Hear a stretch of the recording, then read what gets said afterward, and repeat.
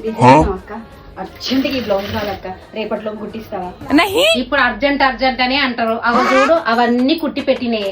Urgent అంటారు తీసుకోపో. వాళ్ళ గురించి నాకెందుకు అక్క, ప్లీజ్ అక్క. రేపు మా మరిది పెళ్లి చూపులు ఉన్నాయి. నీకు కావాలంటే 500 ఎక్కువ ఇస్తా అక్క. నేను పెళ్లి చూపుల కోసం తెచ్చుకున్నా అక్క చీర. ప్లీజ్ అక్క, ఒప్పుకో అక్క. ఖచ్చితంగా తీసుకోపోతావు కదా? ఖచ్చితంగా తీసుకోవచ్చా అక్క? అడ్వాన్స్ ఇవ్వన్నా చెప్పు. ఏం వద్దులే కానీ 500 ఎక్స్ట్రా ఏమొద్దు, ఒక 200 ఇయ్యి కుట్టించేస్తా. సరే అక్క, నువ్వు ఎంత మంచిదని అక్క. అందుకే ఈ గలీలు అందరూ రాధికక్క మంచిదని చెప్పుకుంటారు అక్క. రేపు మధ్యాహ్నం వచ్చి తీసుకోవద్దు అక్క, అర్జెంట్ అక్క. కావాలంటే వేరే బ్లౌజ్ లో ఆపేసి నాకు గుట్టు. 24 hours later.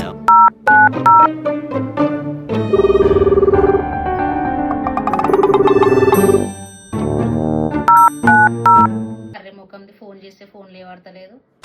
నేనేమో అర్జెంటు అర్జెంటు అని అన్నది. 200 ఇస్తా 500 ఇస్తా అని అన్నది. వేరే వాళ్ళ బట్టలు ఆపి మరీ కుట్టిన. వేదా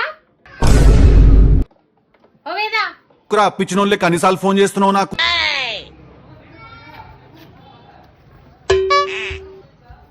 ఏందక్క ఒకటే అంతగానో అప్పించిందని లెక్క పిలుస్తున్నావు?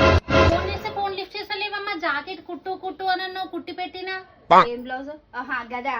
ఇప్పుడేం ఆ చీరతో నా బ్లౌజ్ తోటి నాకేం పని లేదక్క, నేను తీసుకోలేదు. అదేంది నిన్ననే కదా చెప్పినావు అర్జెంట్ ఉంది 200 ఎక్కువ ఇస్తామా మరిది పెళ్లి ఉందని. అయ్యో బలేదాని అక్క, 250 రూపాయల చీరకి 200 ఎక్స్ట్రా ఇచ్చి బ్లౌజ్ కుట్టించుకుంటారు.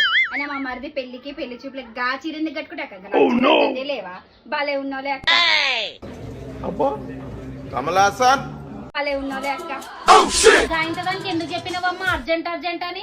అర్జెంట్ అని చెప్పినా అక్క, నువ్వు కుట్టవో నీ ఇష్టం అక్క. ఎందుకు ఇస్తారమ్మా మళ్ళీ అర్జెంట్ అర్జెంట్ అని? నిన్ననే చెప్పిన ఆల్రెడీ తీసుకపోరు పాడు.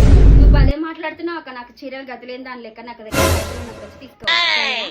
అయినా ఎంత దానికి బ్లౌజ్ కి కుట్టినందుకి?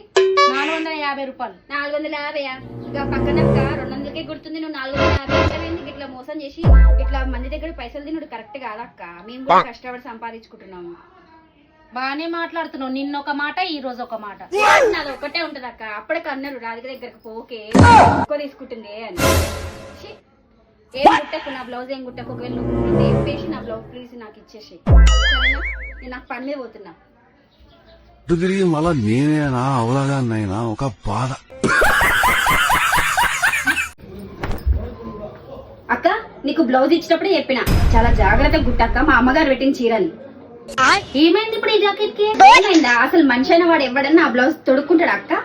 అసలు ఏమైందో చెప్తే కదా అక్క కుట్టేది. అసలు నువ్వు ఈ పైసలు అయితే బరాబర్ తీసుకున్నావు కదా అక్క.